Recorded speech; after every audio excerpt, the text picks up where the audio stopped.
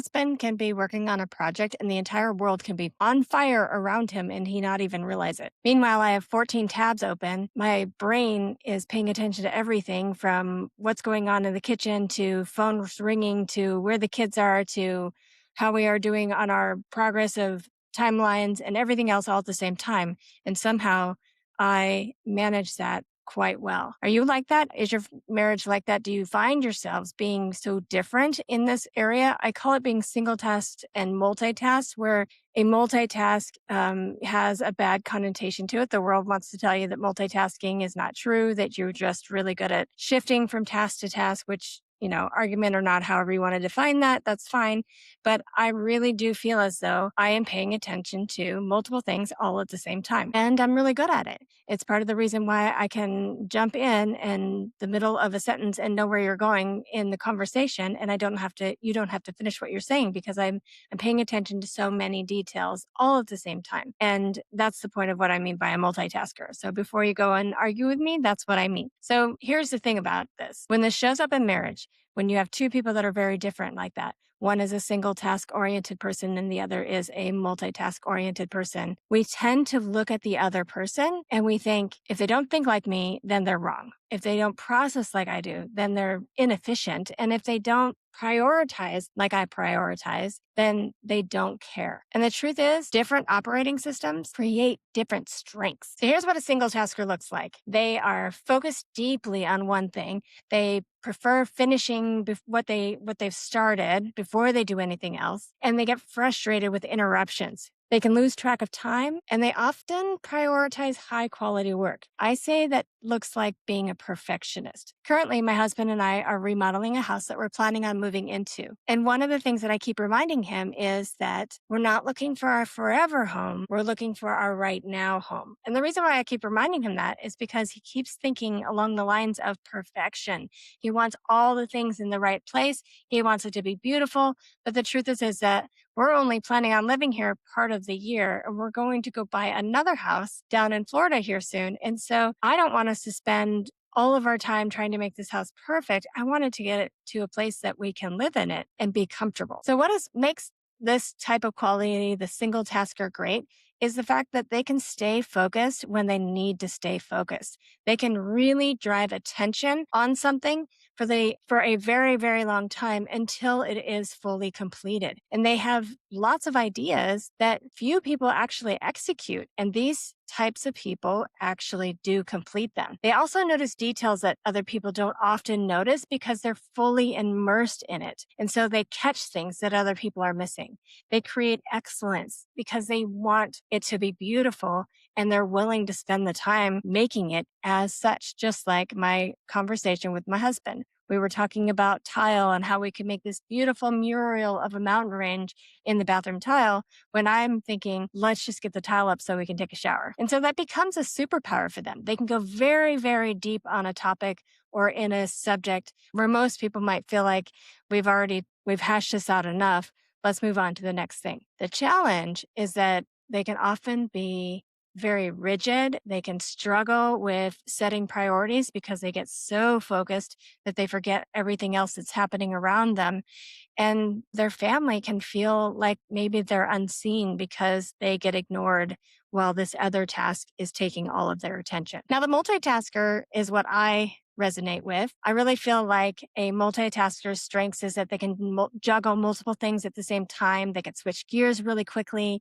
They can thrive in changing environments and conditions. And then they see connections and in different areas that people often miss, and that they're comfortable with chaos. And that is something that I definitely resonate with and it's where I feel like I thrive. And what makes this great, this quality of a person that is a multitasker, is that they can finish one thing while they're working on other things. And they don't necessarily have to get everything to 100%. I'm well known for saying it's good enough. And the reason why I say it's good enough is because I just want to move forward and get more things done. And the other thing is that I don't ever feel stuck. I can pivot. I'm like, you know what? This isn't working. Let's try something else. And that is something that is really good about a multitasker is we tend to be great at adapting. We can see a problem and figure out a way and find a solution to it and we don't feel like it's overwhelming and the world is going to come to an end. And the biggest thing about me is that I see the whole picture. I see 10 years down the line. I see the whole gamut of everything and how we're going to get there and the most efficient way that we can make that happen. The challenge is that oftentimes, because I'm doing so much, I don't complete as quickly as I probably could if I just stayed on task. The other thing is that I can tend to be a bit scatterbrained. People that are multitask oriented are sort of a little bit over here and a little bit over there and a little bit over there, and they're sort of all over the place. And the worst part is that when I do have so much going on, this type of character can feel very, very overwhelmed. And basically, this is how it is. Multitasker has 27 projects that are 90% done. Here's where this shows up in marriage, and especially when you're in business with each other, where this can be a problem. Somebody that is a single tasker can think that their spouse is distracted, doing too much, and disorganized. While the multitasker thinks you're moving too slow, you're rigid and inflexible, and you're ignoring everything else. Neither of those are actually the problem. The real problem is when you expect your spouse to process exactly like you do. And in marriage, when you are trying to make your spouse like yourself, you want them to think like you, process like you, decide like you, spend money like you. That's where your frustration comes in because your spouse is not like you. They are different and they're supposed to be different because we're supposed to complement each other. We're supposed to realize that, like for Bill and I, he's single task oriented, so he can focus really, really intently on the things that need absolute and focus, like wiring the electrical outlets for our house while I'm over scraping nails and painting walls and taking care of the trash. I'm getting all these other things done that can be multitasked and don't take individual attention while he's making sure the house doesn't burn down because he's making sure the wiring is done absolutely correctly. What you need to ask yourself, if you're married to somebody that is not like you, who doesn't process like you, who doesn't operate under the same system that you do, is what does my spouse do better than me? How can I leverage that strength? And how can I stop criticizing him for the very thing that makes them valuable?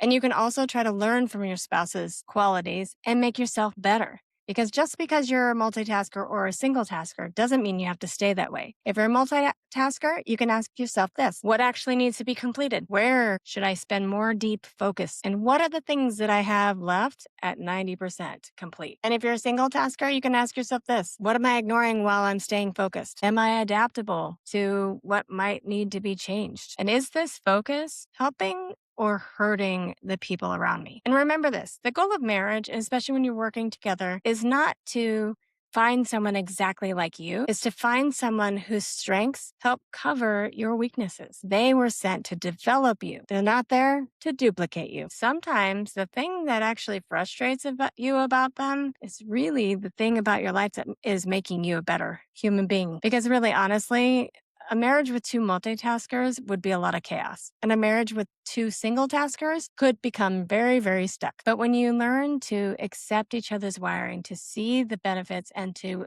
amplify and appreciate those differences in each other, you become far stronger than you ever would be alone. So ask yourself this: what if the thing that you're trying to change in your spouse is actually one of their greatest gifts? Thanks for following along. I sure appreciate you watching and subscribing to my channel.